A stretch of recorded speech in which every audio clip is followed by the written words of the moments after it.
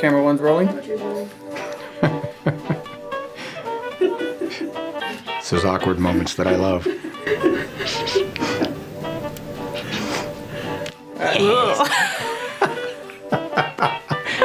Yes. Yes, master. We have an entirely different reaction. I'm ready. Okay. Sorry about that. Clap it when you're ready. Yeah. Oh, wait, clap at me? Yeah, you clap it. When? Now. Oh. A little more aggressive. Oh. I'm Olivia de Bortoli. I am the host of Fanward. I'm also the host of KTLA. I do the entertainment report there. And I'm here with Austin St. John. And we're kind of gonna go over what the entertainment industry is, where it has been, where it's going. But before we get into that, I really want to say a sincere thank you on behalf of Fanward for joining us on this roller coaster ride and doing all of these things with us. It's been a fun time. Everything that you put out is amazing, and I'm sure your fans really appreciate it. So we wanted to say thank you first off. My pleasure.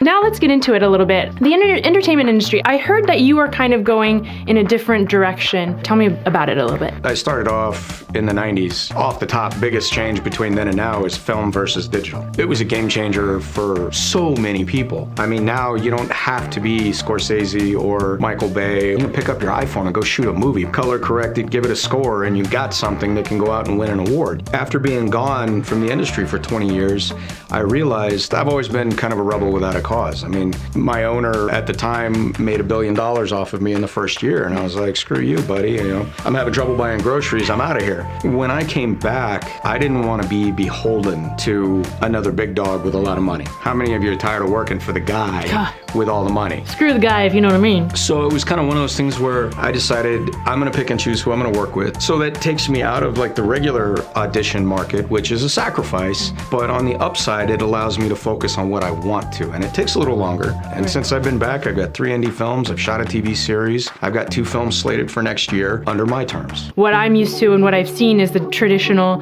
agent, going to auditions, going to premieres, things like that. What is your process going to be like? I definitely did the audition piece. I mean, I guess I could sit down and just do acting, but why limit myself? I'm one of those people, if I want to do that, I've got enough confidence I can go learn how to do that. I don't know if I can be the best at it, but I don't need to be the best. I just need to be good. I kind of had to naturally pull into quite a few of these markets if I was going to start pulling together my own projects. I needed to have an understanding, okay, well, yes, I know how to do this piece when the camera's pointed at me, but how do I get the cameras? How do I get the funding for the cameras? So it's definitely a learning curve, but it's something I enjoy. I mean, if you like challenges, if you like to learn, why be afraid? Just go do it. I know that that's your way of doing it, but do you think that's kind of the future of the way that everyone is going to do it? I would love to see a little bit of the power come back to the other incredibly talented people who have a vision that haven't had the ability to put it out in the market because it's so controlled. Isn't there something kind of nice about the old Hollywood glamour and like the old Hollywood movie stars versus a bunch of different people doing different films? I think you're completely right. One of my favorite actors, Harrison Ford,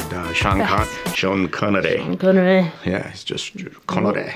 Everybody, they don't even know who they is, and they just like doing his voice.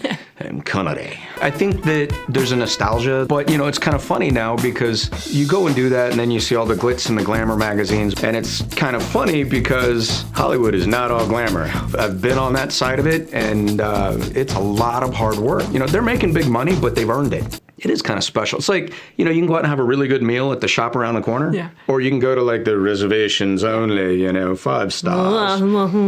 Yeah. How much did you pay for those shoes? Not 10,000? You're not welcome here. Get out. Get out. You can eat in the back with the dogs. So I mean, there's kind of that super ritzy version, which keeps it a little intangible. Right. And I think that's a special thing too. I think that's part of it. Okay, so we've talked about kind of the bigger view of it, films, premieres, things like that. But let's talk down to what about the vlogs and social media? How do you see that kind of changing in the future? Yes. I poked something here. Yeah, you did. All right.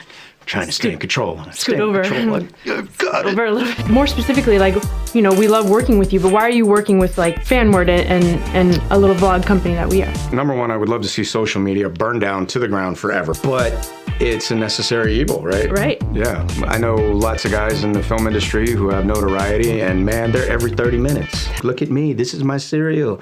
Look, I pooped in the airport plane. Who cares? cares? Why? Why? People care though. Here's one for you. What? What do you think of social media? I'm a fan of it. I think some people Oops. take it too far. I don't want to see someone pooping in the airport. What did you say? The airplane in the bathroom. airplane bathroom. Nobody wants to see that. But I do agree with the fact of like, you know, having someone that you look up to or having someone in the same field that you are perhaps. Like for me, like certain hosts that I look up to because they are successful people. But I do agree with you that some people take it a little too far. Like nobody wants to see, you know, airplane poop. Nobody does. There's a limit there. So anyway, enough about poop. Vlogs. Yeah, vlogs. Why am I here with Fanward? And it kind of lends itself to the fact that I hate social media. It gives me a way that is not incredibly time consuming to come out, put out a specific message, have it well cut, well edited, I get a final approval, and then I can move on. I'm here in the time it takes for me to put out a thought, but it's done at a pro level, and I don't have to spend a ton of time paying for any of it.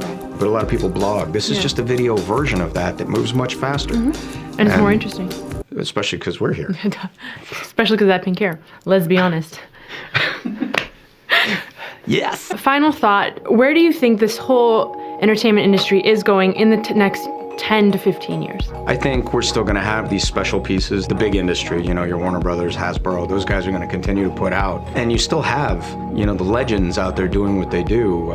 You know, Eastwood is still directing. Stallone is not just doing movies, but now he's got live TV shows. Everybody is evolving, and you're seeing more and more of the big stars on the silver screen move to TV now. I think we're going to continue to see that, and the more of it we see, the more valuable I think the silver screen is going to become. And I think the more room there will be for up-and-coming actors and up-and-coming directors and writers. And then at some point, I think it'll shift back and it'll reemerge. Specifically, I want to stay on that, I don't think I'm the tip of the spear, but I would like to stay up near the front, where people like you and I and other people that aren't Clint Eastwood or, you know. Wait, I'm not Clint Eastwood?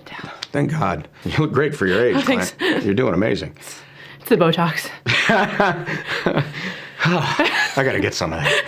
I would love to hear anything that you guys have to say. If you have comments for Olivia, for myself, throw them up. I would love to answer. Maybe they could come up with the next piece for us to do a comment on, because I'm open to that. Yeah, you guys let us know what you think. It's been great sitting here with you. I've had a blast. So Thank you. Bye. Bye. Hasta la pizza. Adios. Bye. You killed my father. I must go. Where's my little friend? Hello to my little friend. Where is she? Yes, master. I'll be back. Where's our little Where friend? is she? Somebody ate her. We should. She's in a hot dog bun. Now we have to get her. Naya! Did she sneak outside? She's like, damn it, I was just in my REM cycle. She was. She was in her REM cycle. I wanted you to know that you need to say hello to my little friend. Hello, little friend.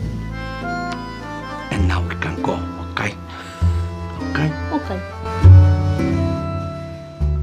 If you like what you saw, you should like, you should follow, and you should definitely share this information so that everybody else knows where to find this coolness. Like, subscribe, tell everybody, tell your neighbor, tell your dog.